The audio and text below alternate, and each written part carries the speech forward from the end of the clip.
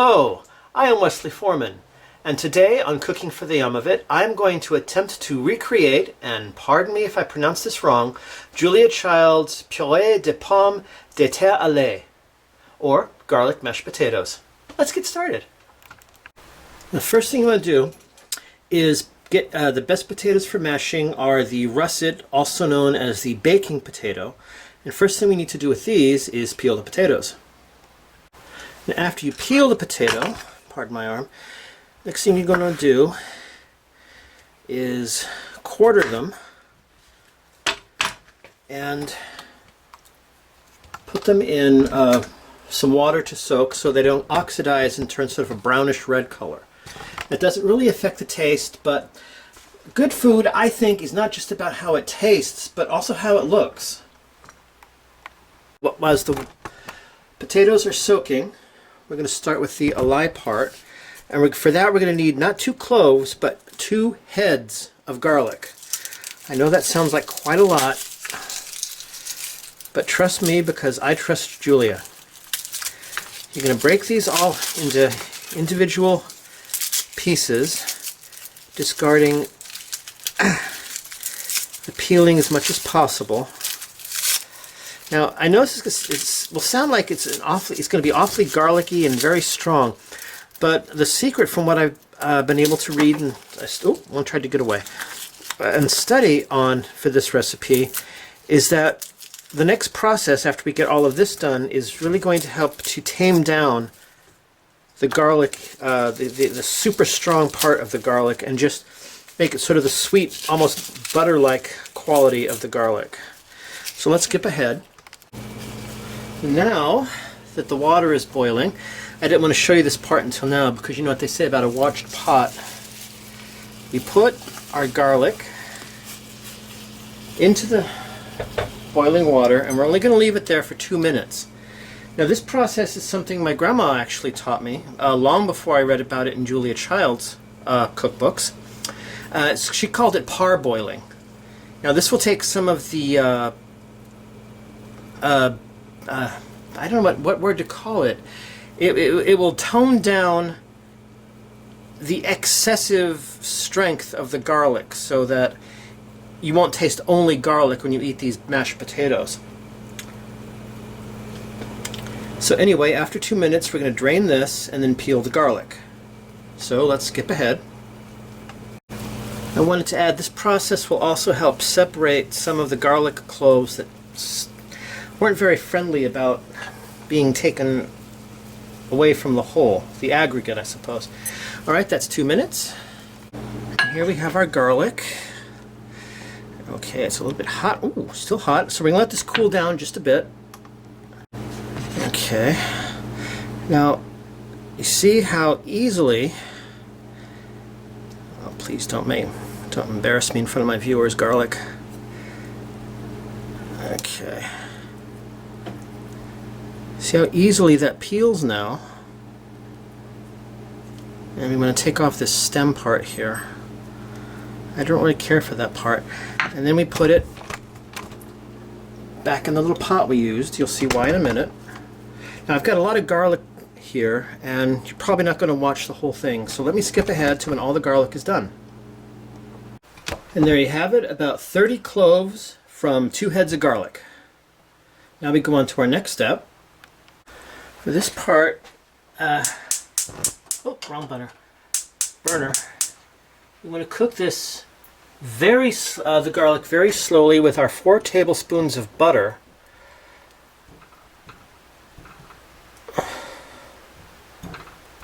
Let me turn on so I have more light here. Much better. Now, let's stir this a little so the butter is closer to the bottom. No pun intended. I'm sure there are plenty of people who will get that joke, but I've got to be careful or YouTube and Facebook might decide to ban me for using dirty words. So once the butter, we're going to cook this very slowly. This part takes about 20 minutes. While we're waiting for the butter to cook, we're going to be doing some other part. Oh, that's one of the little bits of peel that didn't come out when I was boiling this earlier. But we're going to cook this very slowly, timing from when I think it should be timed. I don't remember what Julia said on this particular topic, but as soon as the butter starts melting, we're going to count down our 20 minutes, and while we're waiting for that part, we're going to be adding some, doing some other things to go with the garlic mashed potatoes for the dinner I'm eating tonight. I'm going to be redoing my green bean recipe, only instead of using fresh because they were not available, or the ones they had didn't look very good. I'll be trying the recipe with frozen green beans, and I will also start boiling my potatoes at this time. Once the butter has melted and okay, let's jump ahead to when this is ready to start. Okay, the butter has finally melted. We're going to put a cover on that. Make sure our temperature is at the right level we want. And we will start the countdown now. See you in 20 minutes. Now, as we wait for the garlic and butter to cook, we're going to start now getting the potatoes ready. Again, a watched pot never boils, so I am going to jump ahead to when it's boiling, so you won't have to watch and the pot will boil sooner. Another thing I forgot, sorry about that, is you want to add, now you can either add the salt. If you add the salt now, you won't need to add as much to the potatoes when they're done later. So we're going to add, let's make that 2 tablespoons to our water. I know you were waiting for that. And now let's, like I said, hopefully it won't take too long to boil. Oh, and don't forget to stir the water so the salt dissolves. Okay, it's now been 20 minutes and we're ready to do the next part for our... See, the garlic is going to be nice and tender. You'll see in a minute. But we're going to add... Now you can add either 1 rounded teaspoon, or, excuse me, 1 level teaspoon, or, as I'm doing here, 1 rounded teaspoon. We're going to stir that in there and continue cooking very slowly for another 2 minutes. Oh, one part got a little bit brown, but I don't think that's going to cause too much trouble later on. Let me take a look here. And we're going to keep that cooking slowly again for about 2 minutes. Okay, now we take it off the heat. Let me adjust my camera. And we beat in some hot milk.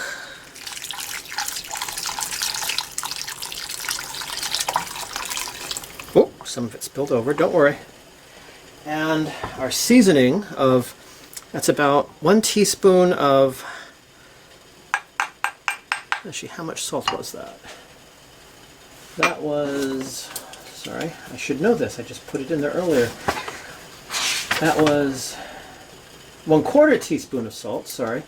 Don't put in a whole teaspoon or it'll be too salty to eat. Okay, now we're going to return this to the heat on the other burner because we're going to use this front burner soon.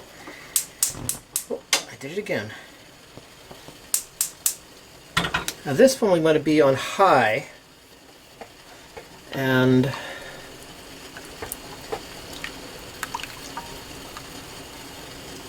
we're going to wait for it to come to a boil, at which point we are going to let it boil for 1 minute.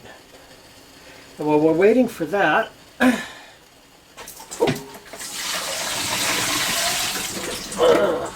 let's get our potatoes started. Now, here are the potatoes that have been soaking in the water. You can see how nice and white they look. This has already started to turn sort of grayish and rusty looking. And I wouldn't want to eat that. I've always been rather particular about anything that goes into my mouth. So let's adjust the camera. You can see our big pot is boiling. We're going to put in very carefully so we don't get splashed on. Ow! I went too close and my finger got a little boiled up water on it, but I'm okay, don't worry. I'm going to stir that some more. We're still waiting for it to boil. We have to let this boil. We have to let the sauce part boil for about a minute once it starts boiling, but it hasn't reached that point yet. Now the potatoes are going to, let me get here. The potatoes are going to boil until they're tender. I don't know how long that's going to take. I could ask a previous roommate of mine. He was always rather fond of making mashed potatoes himself. Until recently, I was more than content to just use instant mashed potatoes, and maybe sometime in the future I'll see if I can adapt this recipe to use those. But for right now, I'm going to do it the Julia Child way. Oh, sorry, I didn't want to go forward, I wanted to go backward. So let's go ahead. Okay, the sauce is starting to boil, so we're going to stir this as it boils for just 1 minute, and then when that's done, we're going to be taking this off the heat to use in our recipe later. And I'm worried about the smoke alarm going off. It's not smoking so much, but you never can tell with my smoke detectors. I sometimes think they'd go off if a butterfly farted in the apartment. Pardon my language. I'm going to need the fan on in a minute anyway. Look how thick and lovely that sauce is getting. I'm going to see if I can use this for as like a gravy one day maybe. Who knows? It might work.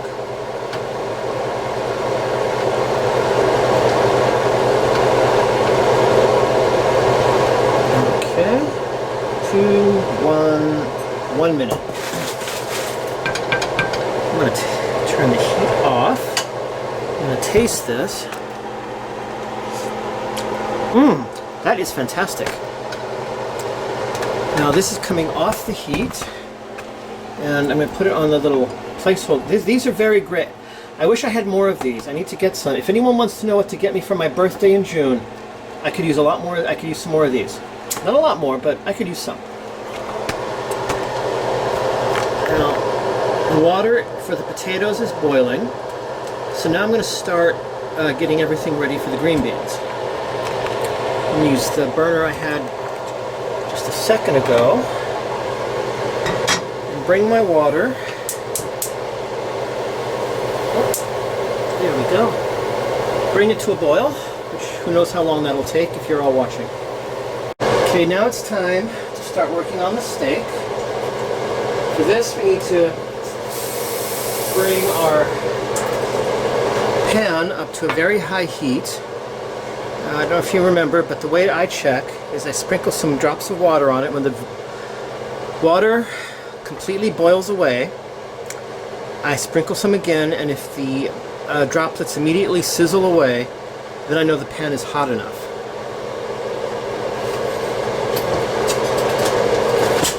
I don't remember if that's something my grandma taught me, or if I read that in a Julia Child book, or saw it on a TV show. That's just how I do it now, because it's a smart way to do it.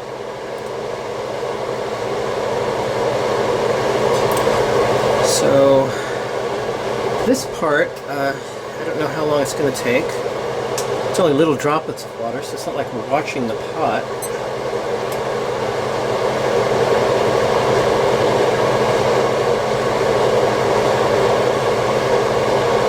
It looks like they're starting to boil away.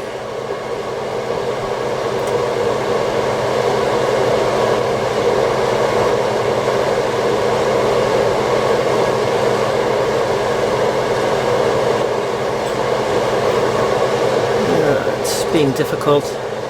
It's trying to show me up and make you think I don't know what I'm doing, but I do try.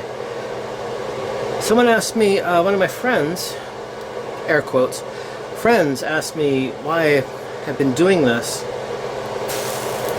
And I told them, it's two very good reasons. One, I like to cook. And two, it's a lot cheaper to do this myself than to go to a restaurant. Now we're going to let this cook on the on that side for 2 minutes. Then we're going to flip it over and it goes into our oven for about 6 to 7 minutes. If I want medium, I'm going to go for a little bit rarer and only cook it for 5 minutes. But right now I need to do this for 2 minutes. And once this goes into the oven, I'm going to drain and mash the potatoes, which I think, well, I'll test one first, but I think the potatoes are going to be ready soon.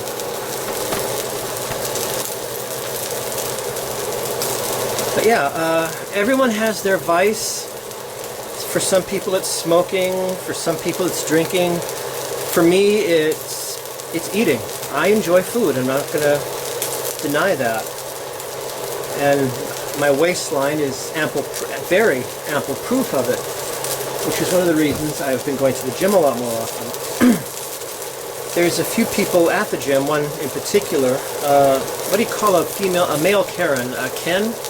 A Kyle? I don't know. Anyway, he's seen a couple of my videos and said, you can't lose weight if just by exercise. You got to eat the right foods. You got to eat this. You got to eat that. Because yeah, I could do it that way, and it'll probably take me a lot longer to lose weight just exercising. But I want to enjoy life, and it's more than just losing weight. It's about enjoying life. I don't know how you'd say that. Vive la life? I don't know. But I've got 2 of my windows open and the fan going, so hopefully the smoke alarm won't go off. Let me get my oven mitt ready.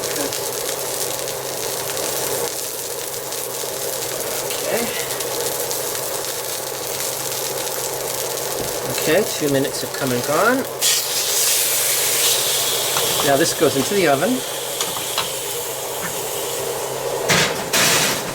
where it will cook for 5 minutes.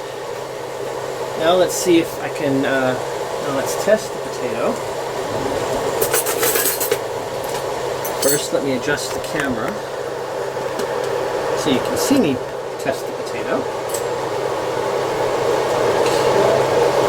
Oh yeah, that's ready. It might be too done. I hope it's not. Oh!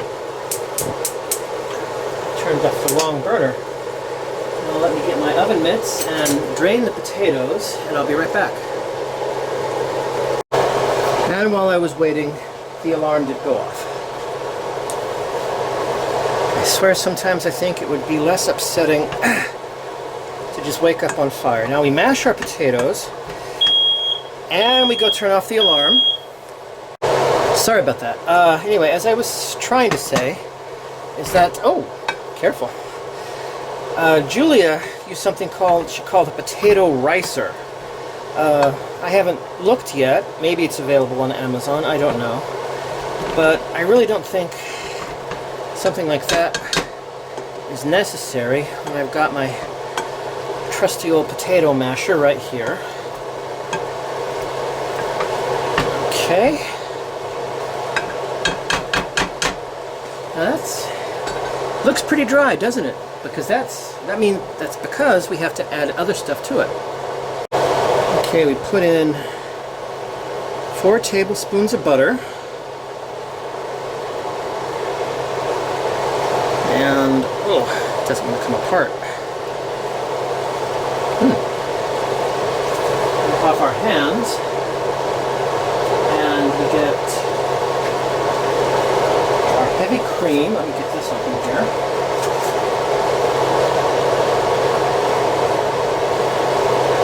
Okay, we're only going to use 4 tablespoons. 1, 2, 3, 4. Now, some people I know use milk. I think cream will add a much richer flavor to it. And okay, just give me a minute here as I mash a little and take the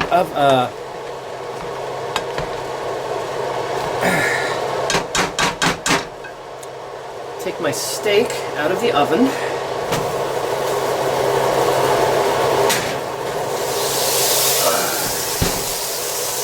I'm going to hold this up here, but that's my steak. I'm going to let that stand for a bit. And I'm going to go turn off the smoke detector again. Okay.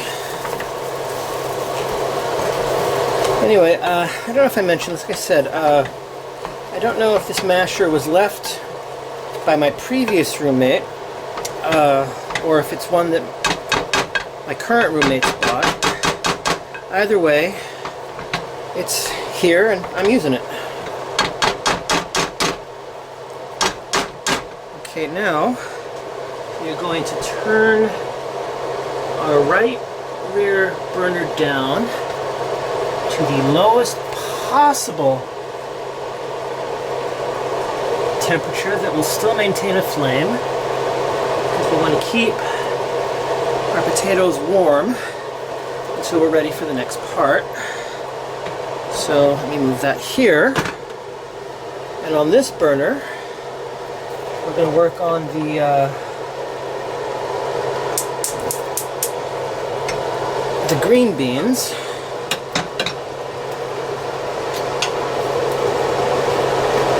Now this is an experiment for me because, like I said, I've only ever used fresh green beans before.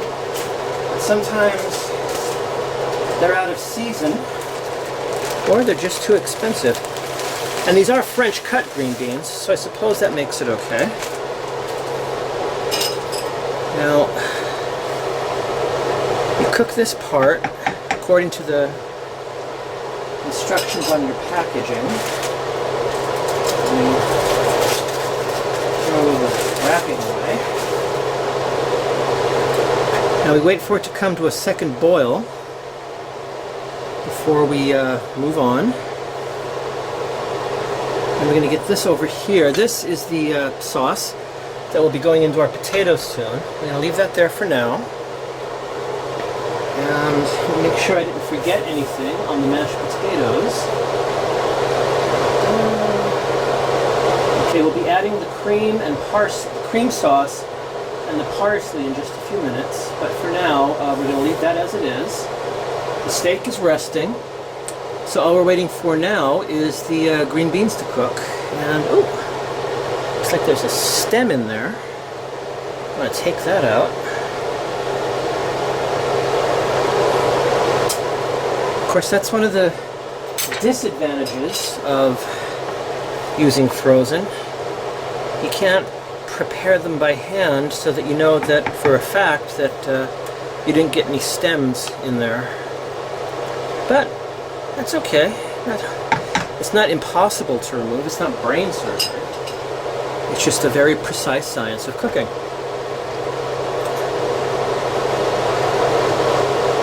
Okay, let's go ahead.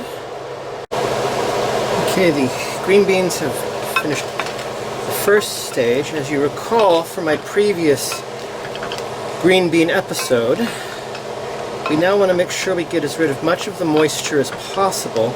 So after they've been drained, we return them to the pan on a low-ish heat. Right now I'm at number 3. I don't know what that is, medium, low, low, medium, I don't know.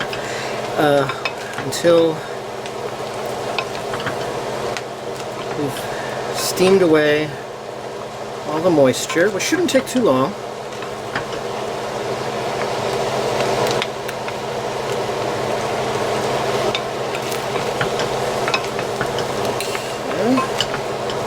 I think that's just about it. Now before we turn off the heat, we add our butter.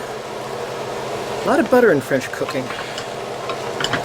That's probably why it's so good.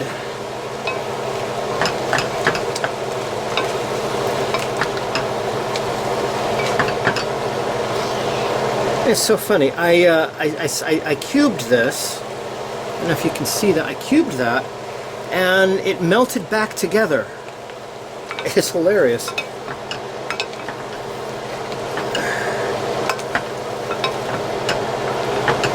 Okay. We'll do some more tossing in just a second. Right now, I'm going to add measuring spoon here.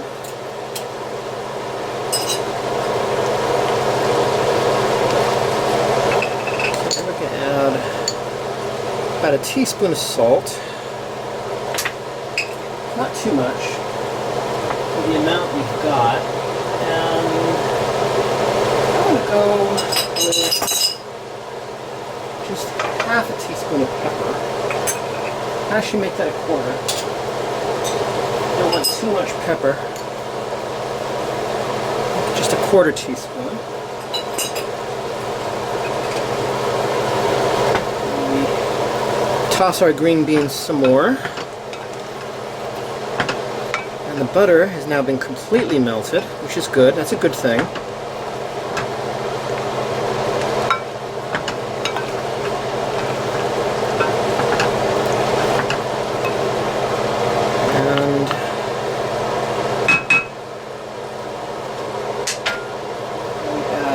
Teaspoon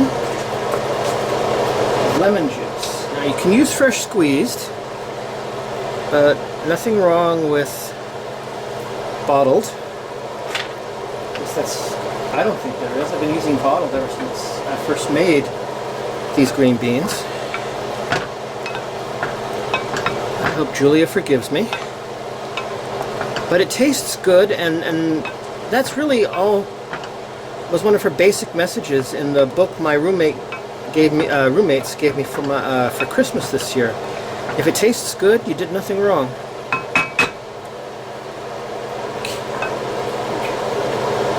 It's still a little hot. Now we're going to move the green beans off the heat. And we're going to get our this is our cream sauce, which is we set aside earlier, if you remember. And according to according to my copy of the French Chef Cookbook, if you're not going to use it right away, it's okay to reheat. So you set it aside while you wait for the rest of your dishes to. Oh, it's got a nice little skin on it. Don't worry, that'll be taken care of. I definitely think this could be used, this could be made as a gravy. I'm going to definitely try that with future recipes. But as soon as it's reheated, still fantastic. I love that. It's all creamy and garlicky and buttery.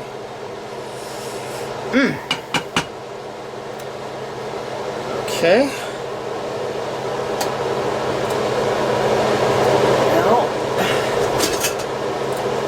Comes the fun part. I set this over here. Turn the heat off on our mashed potatoes.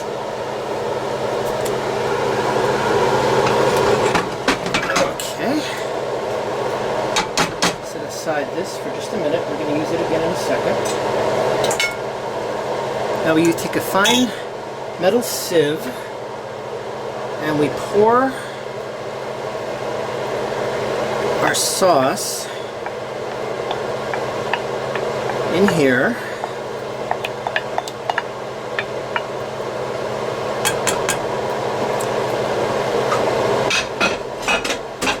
And then we push this. See, I don't know if you can see it. We push that through the sieve into our potatoes. We mush the garlic and the sauce, and we just mush that in there as much as we can.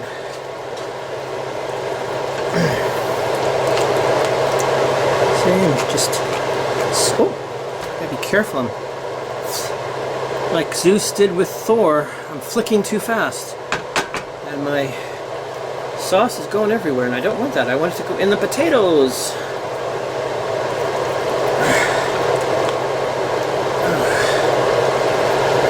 See, See, that's why we wanted to cook our garlic for as long as we did, so it would be nice and soft. Mushy, so it will go through the sieve. Okay. Let's scrape off some more of that. I think that's all we're going to get out of this particular batch. Let me see if this little spatula will help get more of that. What I wanted to do, I asked a few friends, but no one was really interested. What I wanted to do for this particular episode was see if any of my friends would like me to come over and I would cook dinner for them at their house while I filmed this particular episode. But no one was interested. Maybe next time.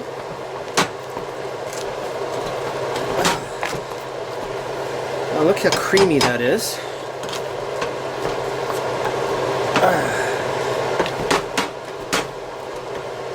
Now,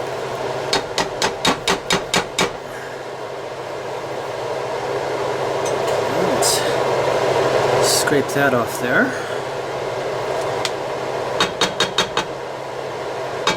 I think that's all the mashing I'll need to do. But we're not done yet. Excuse me, don't worry, it's not COVID. For the last ingredient, we're going to use about 3 tablespoons, I think, should be enough, of our dried parsley. The recipe calls for fresh, but dried parsley will do in a pinch. So actually, I think maybe 2 will be enough. And you stir that in there.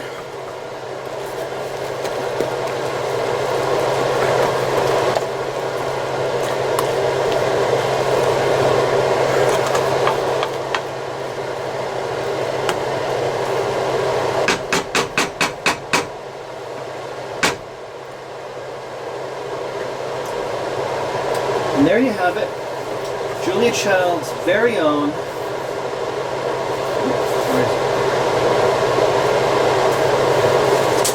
Oh, here we are. Her very own purée de pommes de terre à lait. Garlic mashed potatoes. And now, the best part of every episode, I get to eat. Have some of these mashed potatoes. Mmm. Oh my goodness. Mmm. Fantastic. I'm sorry I keep looking at the screen to make sure I'm in camera range. I'm trying to get over that habit. Anyone that's filmed anything will know, especially that one scene from the very first season of Where the Bears Are. If you see that, you'll know what I mean. But anyway, that is today's episode. I hope you enjoyed it, and I hope you get a chance to make this yourself. Always remember, please remember to like if you enjoyed the video, subscribe if you haven't, and feel free to comment down below. Until next time, I am Wesley Foreman. This has been Eating for the Yum of It. So always remember, eat and enjoy. And before I forget, I also wanted to add, the green beans, using the frozen rather than fresh, came out great. Can't tell the difference. So now it's the end of the episode. And remember, eat and enjoy.